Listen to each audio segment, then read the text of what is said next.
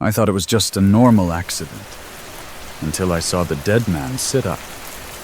The school invited me to teach history. Tricks to remember dates, places, dead people's names. Kids scribbled notes. The AC hummed. Normal. Safe. Then the highway. 3 p.m. Sun hammered the asphalt. Traffic slowed. Accident ahead, I thought. Routine annoyance. Wrong. A car had met a 10-ton lorry. Not an accident. A slaughter. Metal screamed. Glass teeth glittered on the road. Cars stopped. Mine didn't. The brake pedal sank too slow. My hands knew before I did. Something was wrong. That's when I smelled it. Burnt sugar and gasoline. And the birds. No crows, no flies. Just silence pressing down like a hand. The highway was a graveyard of metal.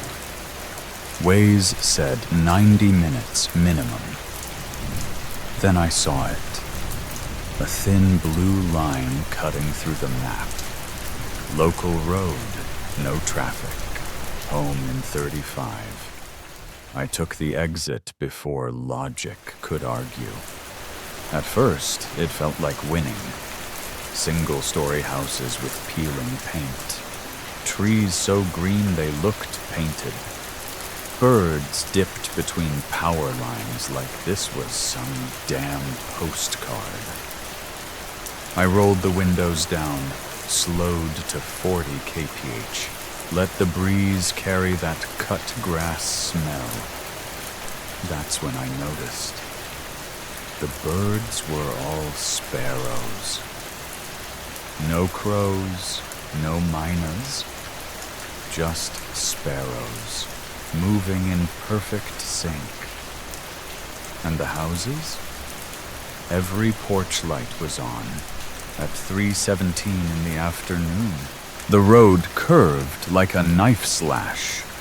Local legend said this bend had a taste for metal and blood. I slowed down. Smart move. Then headlights exploded in my rear view. Some idiot coming up fast. He blew past me, engines screaming, tires smoking. Must have been doing 140 kph easy. Enjoy your coffin, I muttered. Then I saw it. A white shape slumped on the shoulder. Too still to be alive, too human-shaped to ignore. I hit the blinkers, pulled over slow. That's when the smell hit me. Gasoline and fresh blood. Up ahead, the idiot's car sat wrapped around a tree like a Christmas present. Front end accordioned, steam rising. But here's the thing. No skid marks. Not a single scratch on the pavement where he should have lost control. Just that white bundle on the shoulder, now sitting upright. The body wasn't right. His arm bent where arms shouldn't bend. Bone jutted through skin like a snapped tree branch. Blood pooled dark around his head, but his face, calm. Too calm. Eyes open, staring at nothing. A man in his 40s, dead in the afternoon sun. I turned toward the wrecked car. The driver's door creaked open. A young woman stumbled out, legs shaking. She looked at me, then at the body. then back at me. Is the uncle okay? She asked. That's when I saw it. The motorcycle, tossed to the side like a toy. The old man hadn't been walking. He'd been riding, and this girl, this kid, had hit him. Go to the police, I told her. Now. She nodded, pale, and limped toward her car. I took pictures. The wreck, the body, her. Safety first. The crowd appeared too fast. 1 second. Just me, the body, the wreck. The next, dozens of people materialized, like they'd been waiting just out of sight. A man in a blue shirt grabbed my arm. What happened? I showed him the photos. His fingers left sweat marks on my phone screen. Others moved like they'd done this before, directing traffic, making space. Too efficient. Then the cop arrived on his bike. Young. Bored.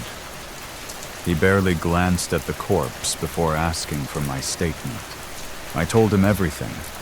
The speeding car, the motorcycle, the way the dead man's arm bent all wrong. The cop nodded like he'd heard it all before. Called it in. The ambulance came. No siren. The paramedic knelt by the body, checked for a pulse he wouldn't find. Dead, he told the cop. Matter of fact. That's when I noticed. The crowd had gone completely silent. And every single one of them, the cop, the paramedic, the man in blue, were staring at me. Not at the body. At me. The motorcycle couple pulled over like they'd been expected. A middle-aged man in a faded batik shirt knelt by the corpse. The crowd murmured his name like a prayer. Ustaz, Ustaz. He placed his hands on the dead man's chest, began whispering words that made my skin prickle. Not Arabic, not Malay, something older. Then he bent down and blew into the corpse's mouth. A wet, sucking sound, like a seal breaking. The dead man's back arched off the asphalt. His shattered arm twisted. Snap! Back into place. Fingers spasmed. A groan bubbled up from his ruined throat. The crowd gasped. The paramedic dropped his clipboard. I took 3 steps back. This wasn't CPR. This wasn't medicine. The ustaz helped the now breathing corpse stand. Blood still masked his face, but the wound beneath was just gone. They shuffled to the ambulance arm in arm, like old friends. As the doors closed, I swear I saw the dead man's eyes, still milky, still wrong, lock on to mine. And the ustaz? He never blinked, not once. The ustaz stood. The crowd didn't cheer, didn't speak. They just stepped back, as if they'd seen this before. As the ustaz mounted his motorcycle, his head turned toward me and smiled. Then he was gone.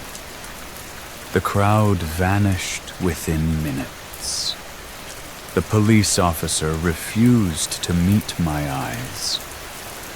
I drove home in silence. That night, I checked the photos. They were all there. The wreck, the girl,